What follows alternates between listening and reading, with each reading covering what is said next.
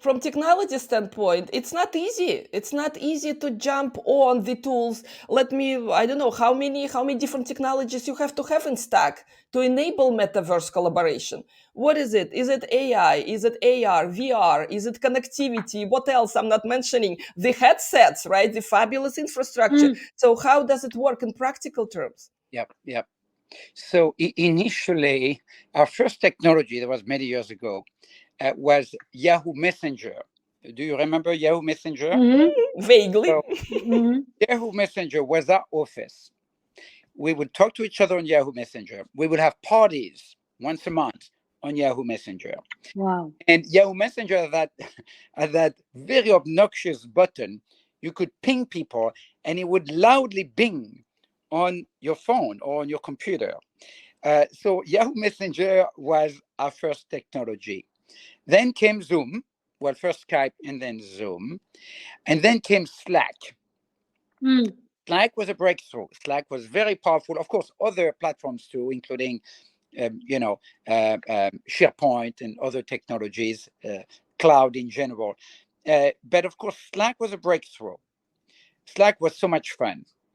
And then Teams came. And we replaced Slack with Teams, like many people do. We saved a lot of money.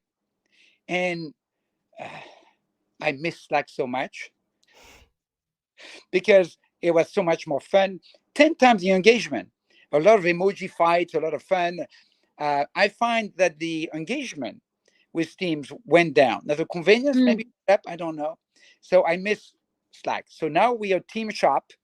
We're back with Microsoft in that perspective. And these have been the main technology we used over the years. And then, of course, came virtual reality. And of course, the use of mobile phone always have been very useful because then you can, I did spend a lot of my time at Starbucks or walking around. I do have an office, by the way, at WeWork on Mission Street in the financial district. I used to spend time there. Now I much less, but I still have the office for administrative purpose.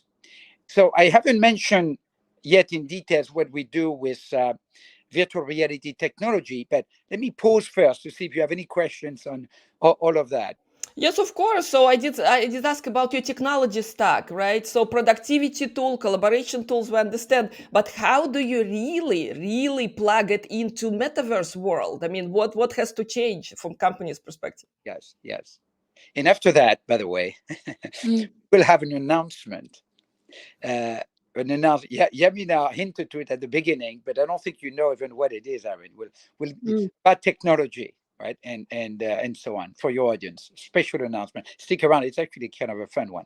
Yes. So the technology for us has been buying a very specific device, which is Quest 2 from Oculus. And the ease of use of Quest 2 compared with all of the other virtual reality headsets, including HoloLens, which I also had and was not that user-friendly.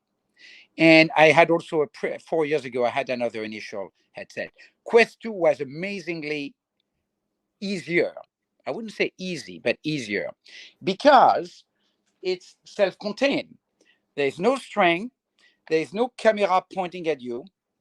That headset is everything. It's actually a phone inside connecting to your Wi-Fi.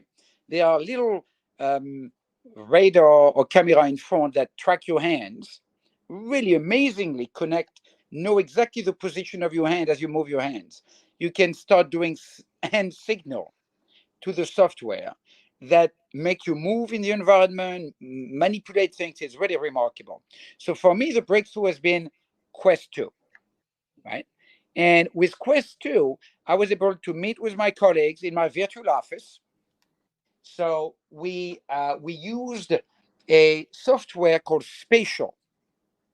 And Spatial is a new company, High Spatial, which we like. Full disclosure, I'm a small investor in Spatial. And we build wonderful environment in Spatial. Incredible offices. So everybody can have an office. Everybody can have a corner office. If they want, they can have an office on the beach. next to a volcano, next to a fire camp. It's really beautiful.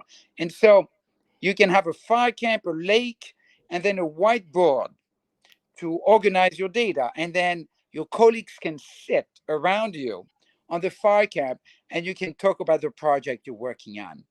And that's a technology we use for a long time. We're still using it, spatial, but we increasingly also are using another technology from Facebook called Workroom. And what Workroom is essentially a meeting room. And it's very easy to share screen, to sit around a table, to shift place around the table, to change the size of the table. And it became also a very practical productivity way of meeting. I had 3 meetings this morning with different teams in the metaverse, and notably in Workroom. Yamina, do you have any questions for Bruno? Because again, this is hot stack, right? And you mentioned M2 Studio. Is it animation firm you're still using? Yes. So M2 Studio is a wonderful design studio that build environments in the metaverse. Amazing environment. Michael Potts became a good friend of ours and has built with some artists and people in his team and also external artists, incredible environment. When you get to these places, you are really transported with the beauty. One of them, I vividly remember going through nearly a journey in his environment. And at the end of that journey, entering a temple with a beautiful, huge Buddha statue and candles around it. And I had an incredible, impactful moment there. And the reason why it's interesting to me is that to create culture, to create a team and a culture in your team, you need to have shared memories. And as much as I love Zoom, Zoom does not create shared memories the way meeting in a common place create shared memories.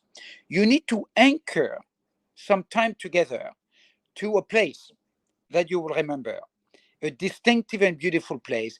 And M2 Studio, Michael Potts, Polycount, which is a related company, Spatial, all of these companies are creating beautiful, beautiful places and allowing the user to create their own places.